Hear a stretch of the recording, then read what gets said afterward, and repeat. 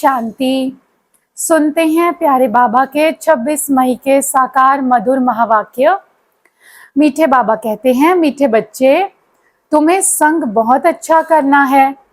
बुरे संग का रंग लगा तो गिर पड़ेंगे। कुसंग बुद्धि को तुच्छ बना देता है। तो हम सब आत्माएं, बाबा की श्रीमत पर चलने वाले बच्चे, हमें सदा ऊंचा रॉयल संग करना है। अगर कुछ संग में फंस गए तो आत्मा नीचे गिर पड़ेगी और हमारी बुद्धि भी तुच्छ बन जाएगी, फिर से विकार अंदर आ जाएंगे। इसीलिए परमात्मा निर्विकारी है, जो सदा उस सर्वश्रेष्ठ के संग में रंगे रहना है।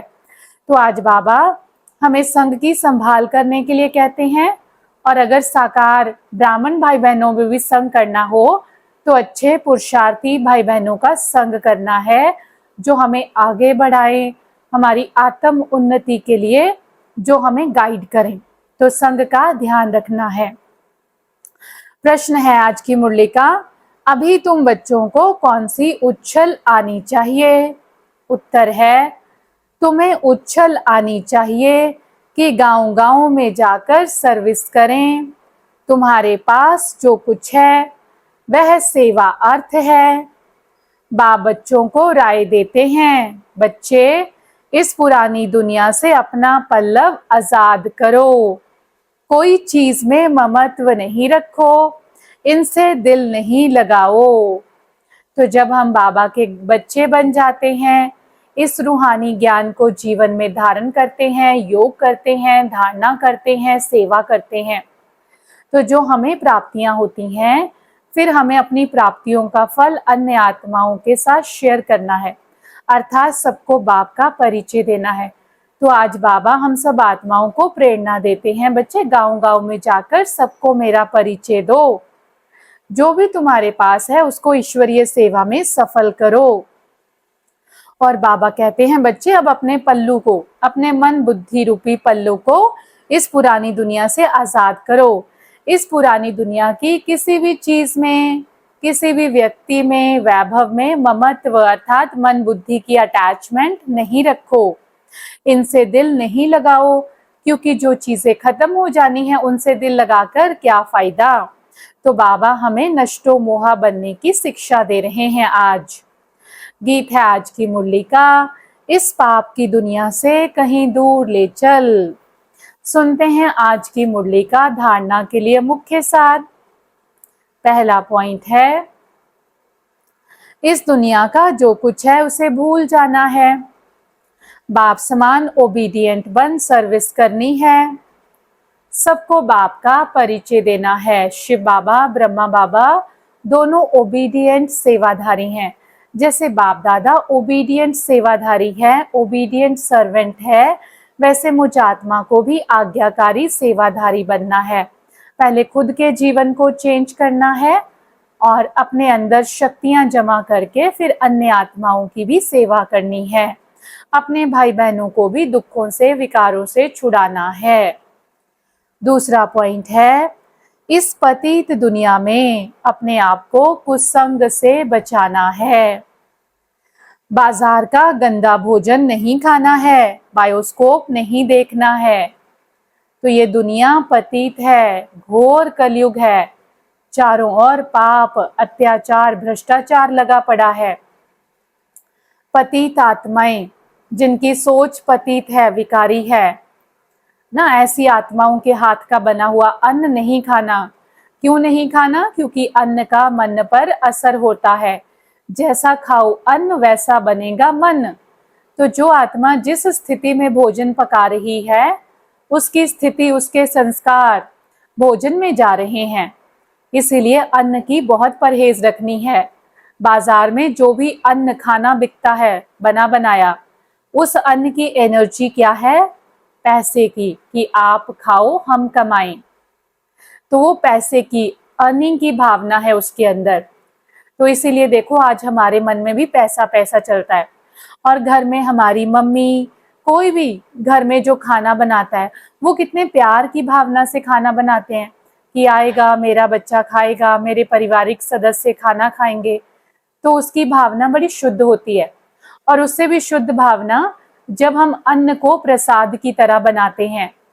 ये प्रसाद परमात्मा को भोग लगाया जाएगा।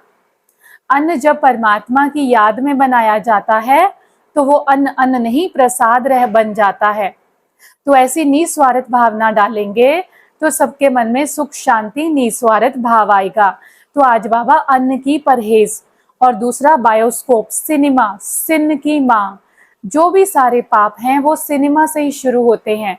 सिनेमा के अंदर हम क्या देखते हैं आज की फिल्मों के अंदर?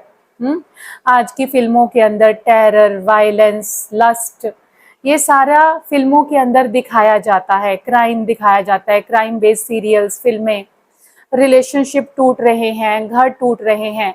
तो अगर ऐसा बायोस्कोप देखेंगे तो हम भी वैसे ही बन जाएंगे। तो सिनेमा सिन की माँ है, सारे पापों की शुरुआत बायोस्कोप से होती है।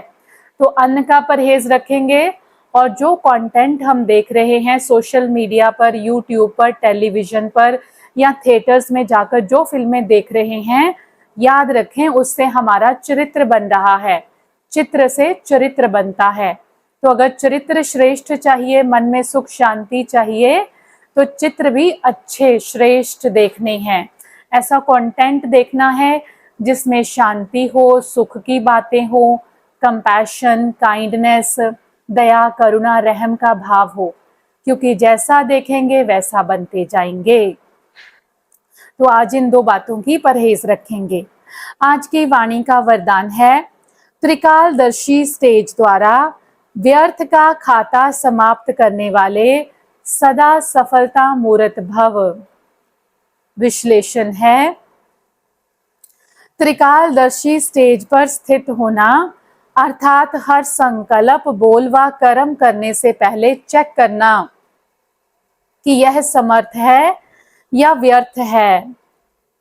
व्यर्थ 1 सेकंड में पद्मों का नुकसान कराता है, समर्थ 1 सेकंड में पद्मों की कमाई करता है।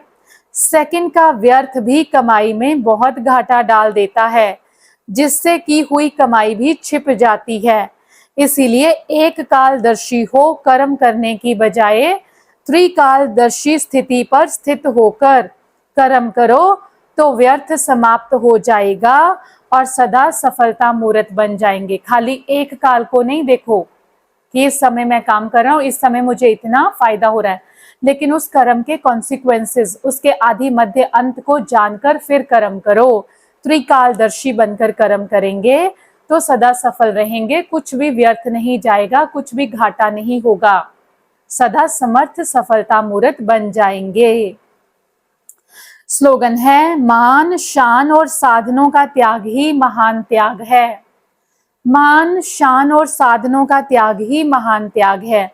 अव्यक्त इशारा है, जैसे देह और देही दोनों अलग अलग दो वस्तुएं हैं, लेकिन अज्ञानवश दोनों को मिला दिया है, मेरे को मैं समझ लिया है और इसी गलती के कारण इतनी परेशानी, दुख और अशांति प्राप्त की है।